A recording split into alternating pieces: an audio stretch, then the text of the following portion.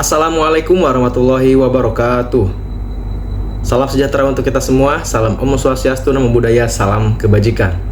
Puji syukur, marilah kita panjatkan kehadirat Allah Subhanahu wa Ta'ala yang mana telah memberikan kita nikmat kesehatan, nikmat jasmani dan rohani, sehingga pada kali ini saya bisa membuat video pembelajaran dari hari pertama sampai dengan hari ke-7, di mana saya akan merangkum seluruh materi yang sudah dipelajari pada mata kuliah Manajemen Produktivitas. Shalawat dan salam semoga selalu tercurahkan kepada junjungan kita Nabi besar Muhammad Sallallahu Alaihi Wasallam, pada keluarganya, sahabatnya, dan tentu kita sebagai umatnya sampai akhir zaman nanti. Amin ya Rabbal Alamin. Yang terhormat Bapak Ade Faisal Mabtuhi SEMM selaku dosen pengampu pada mata kuliah Manajemen Produktivitas, dan juga teman-teman semua yang sedang menyaksikan video yang saya buat ini.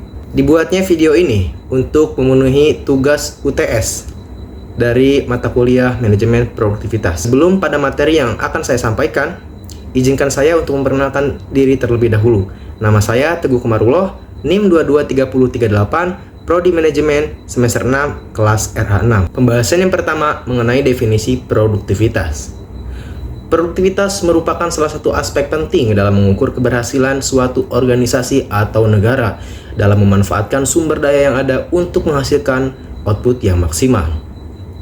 Peningkatan produktivitas tidak hanya berfokus pada aspek teknologi ataupun peralatan, tetapi juga melibatkan faktor manusia seperti keterampilan, motivasi, serta manajemen sumber daya manusia yang efektif.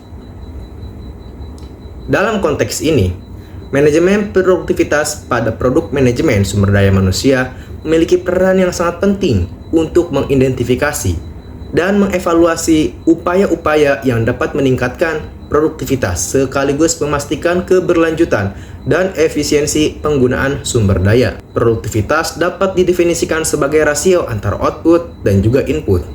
Output merupakan hasil atau produk yang dihasilkan, sedangkan input sumber daya yang digunakan untuk menghasilkan output seperti waktu, tenaga, dan juga biaya. Tujuan produktivitas yang pertama, meningkatkan efisiensi penggunaan sumber daya.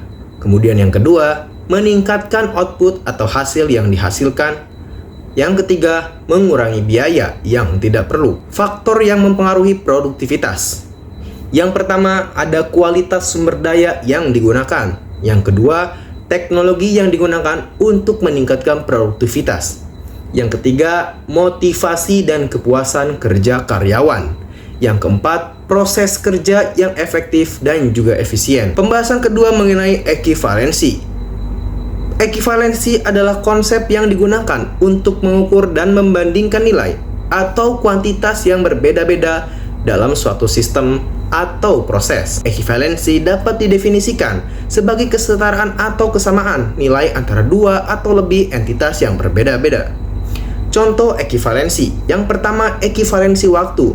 Mengkonversi waktu kerja menjadi satuan yang sama seperti jam atau menit.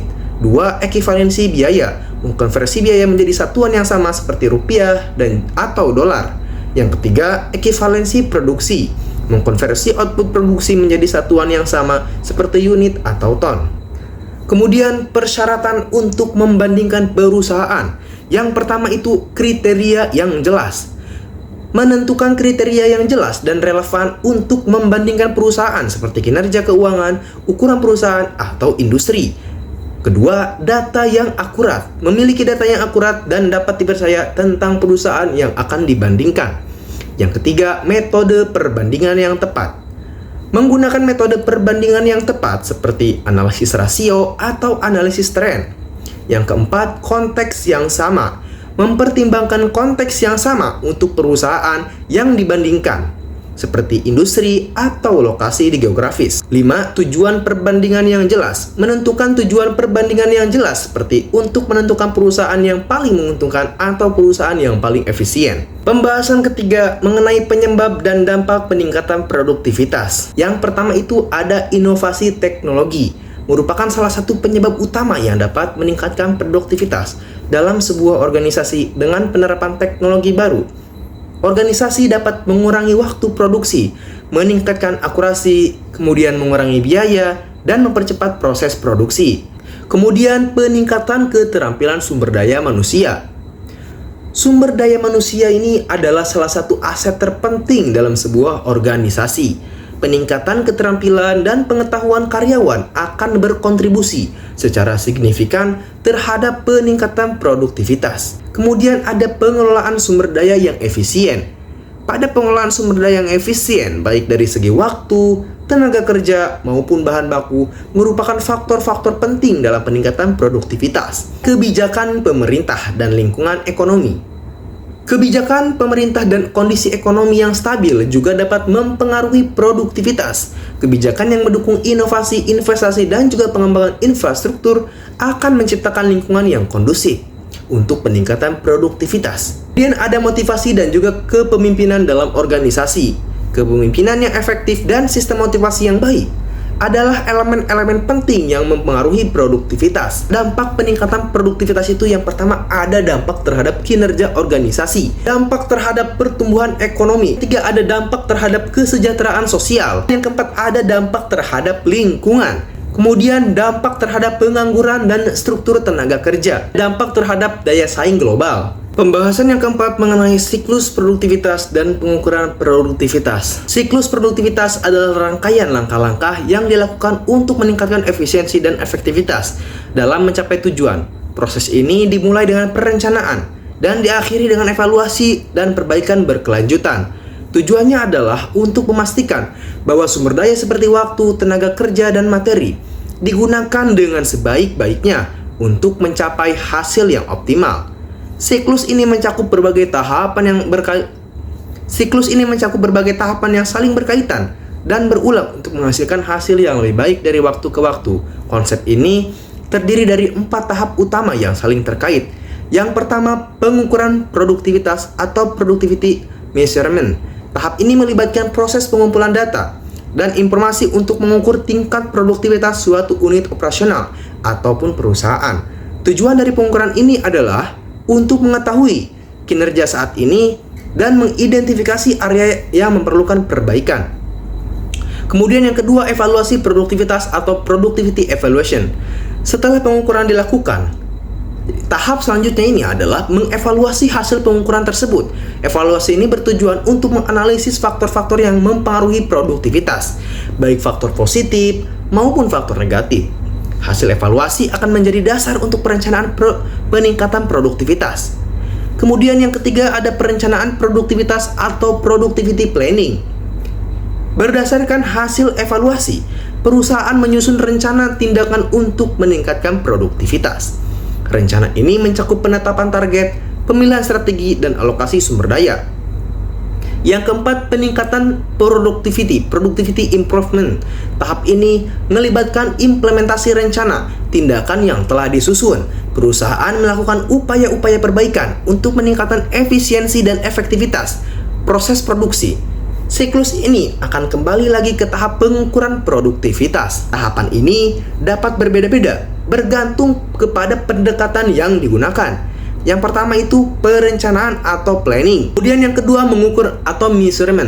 Yang ketiga ada analis atau analisis. Kemudian yang keempat perbaikan dan implementasi. Kelima pemantauan atau monitoring. Keenam evaluation atau evaluasi. Pengukuran produktivitas adalah proses untuk menilai seberapa efisien input yang digunakan dalam menghasilkan output.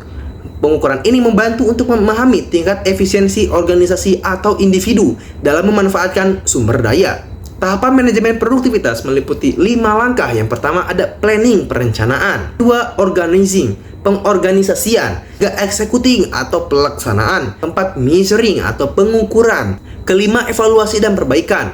Siklus dan produktivitas memiliki peran yang sangat penting dalam operasional perusahaan. Keduanya saling terkait dalam upaya untuk meningkatkan efisiensi dan efektivitas. Pembahasan yang kelima mengenai evaluasi produktivitas. Produktivitas adalah suatu pendekatan interdisipliner untuk menentukan tujuan yang efektif.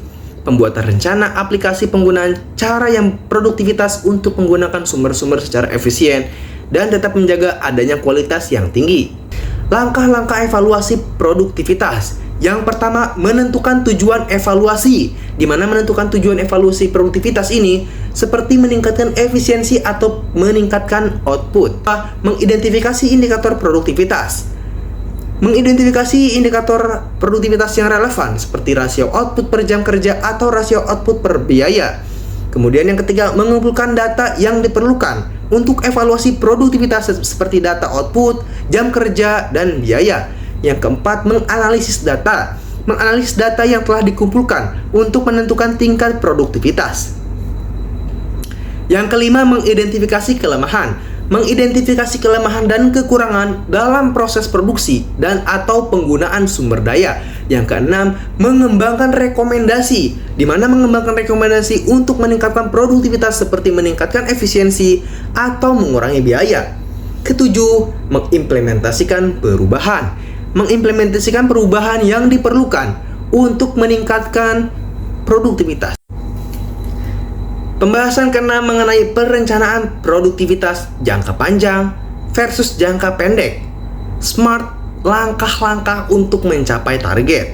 Perencanaan produktivitas jangka pendek. Yang pertama, tujuannya untuk meningkatkan produktivitas dalam jangka waktu singkat, biasanya kurang dari 1 tahun. Yang kedua, fokus mengoptimalkan proses produksi, mengurangi biaya, dan meningkatkan efisiensi. Dan yang ketiga ada contoh, meningkatkan output per jam kerja, kemudian mengurangi waktu produksi, dan yang terakhir meningkatkan kualitas produk. Sedangkan perencanaan produktivitas jangka panjang memiliki tujuan meningkatkan produktivitas dalam jangka waktu panjang, biasanya lebih dari 1 tahun. Fokus mengembangkan strategi untuk meningkatkan produktivitas, seperti investasi teknologi, pelatihan karyawan, dan pengembangan proses. Kemudian contohnya itu mengembangkan sistem produksi yang lebih efisien, meningkatkan kemampuan karyawan melalui pelatihan dan pengembangan, menginvestasikan teknologi untuk meningkatkan produktivitas. Adapun perencanaan produktivitas dengan SMART, specific, measurable, achievable, relevant, dan time-bound, dapat membantu meningkatkan efisiensi dan kinerja. Contoh perencanaan produktivitas dengan SMART, tujuannya meningkatkan produktivitas tim produksi sebesar 15% dalam 6 bulan. S spesifik, meningkatkan produktivitas tim produksi dengan mengurangi waktu produksi dan meningkatkan output. Measurable, produktivitas akan diukur dengan rasio output per jam kerja.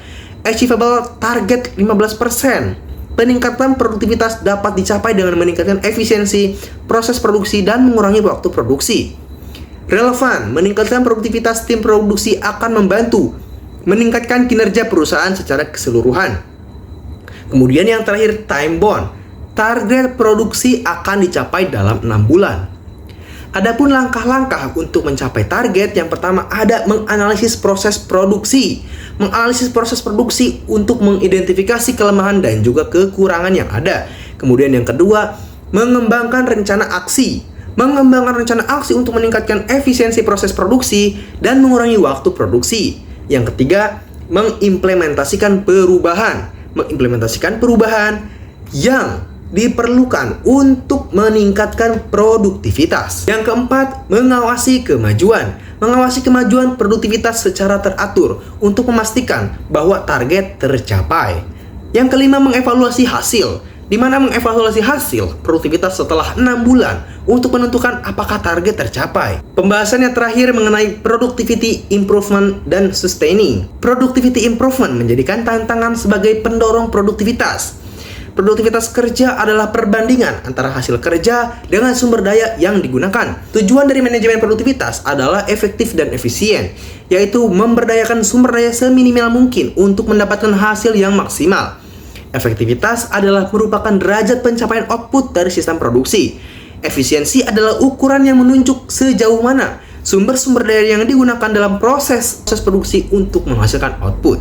Nah, pada tahapan peningkatan produktivitas, ada yang namanya analisa situasi, merancang program peningkatan produktivitas, kemudian menciptakan kesadaran akan produktivitas, menerapkan program untuk peningkatan produktivitas. Yang kelima, mengevaluasi program dan memberikan umpan balik untuk mempertahankan produktivitas.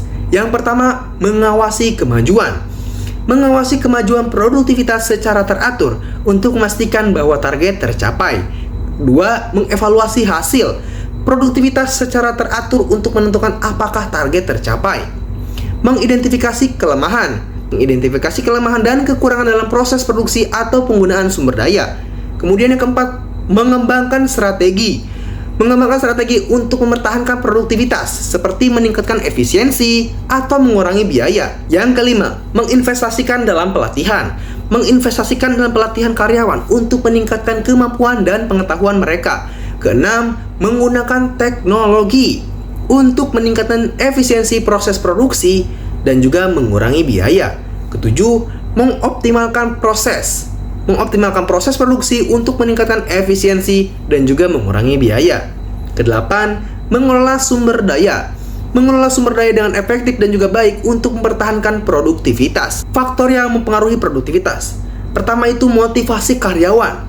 Motivasi karyawan dapat mempengaruhi produktivitas. Dua, kualitas sumber daya.